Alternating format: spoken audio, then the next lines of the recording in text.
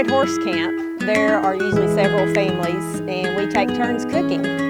I have a living quarters trailer with a stovetop, and so I browned the pork chops in the horse trailer kitchen before I brought it out here for my Dutch oven.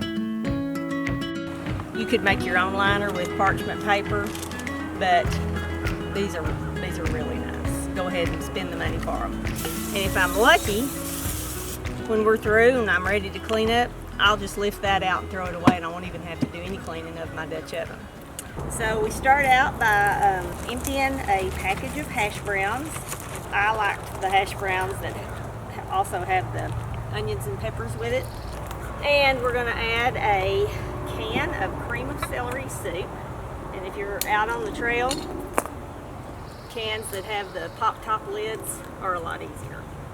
And then I'm going to add a half a cup of milk and some seasoning salt, a big handful of grated cheddar, and half of a container of French fried onions, and give it a good stir.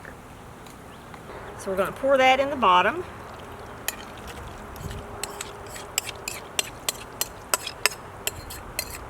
This is my mom's old mixing bowl. Do you have any old bowls like this? I see them sometimes on the old TV shows. Hazel uses it a lot. And the last thing we're going to do is put our pork chops on top. Just lay them on top. Now I've already browned these ahead of time with just a little bit of oil and seasoning salt.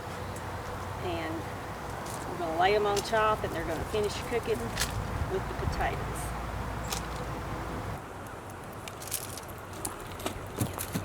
The Dutch oven that I'm using here is a 14-inch Dutch oven.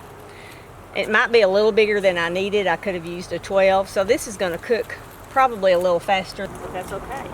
It's getting close to lunch already, and I'm just now getting started, so I'm already hungry. All right, let me look at my recipe, make sure I got it all in there. Okay, I did. Now, if you're going to do this type of cooking, you need to get you one of these little cheat sheets because they are fabulous. You can't mess up. It's foolproof unless you're at a high altitude. If you're at a high altitude, you're going to have to cook it a lot longer with a lot more coals. You find the size of your Dutch oven you're using. You slide across till you get to the temperature that your recipe calls for, and it tells you exactly how many coals to use.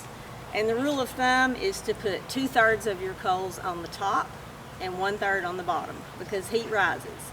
And so when you get coals on the top and the bottom, then you've made an oven. So for this recipe, it's 14-inch. I'm going to use 32 coals. I'm going to put 21 on the top and 11 on the bottom.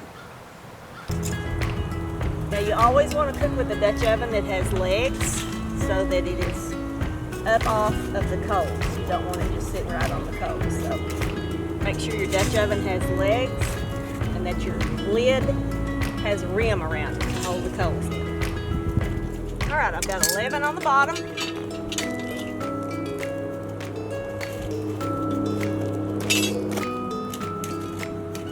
I'm going to put 21 on top.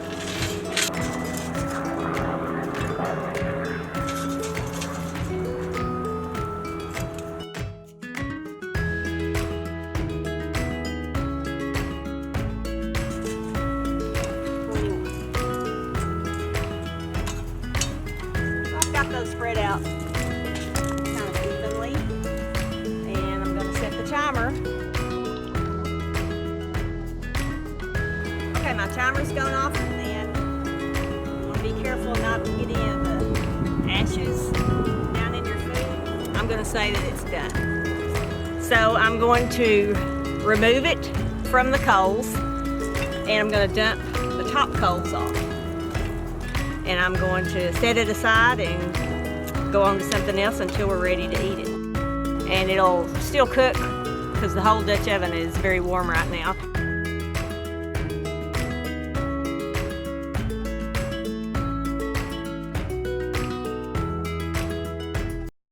Now, if you happen to get some ashes in your food, just tell everybody it's pepper.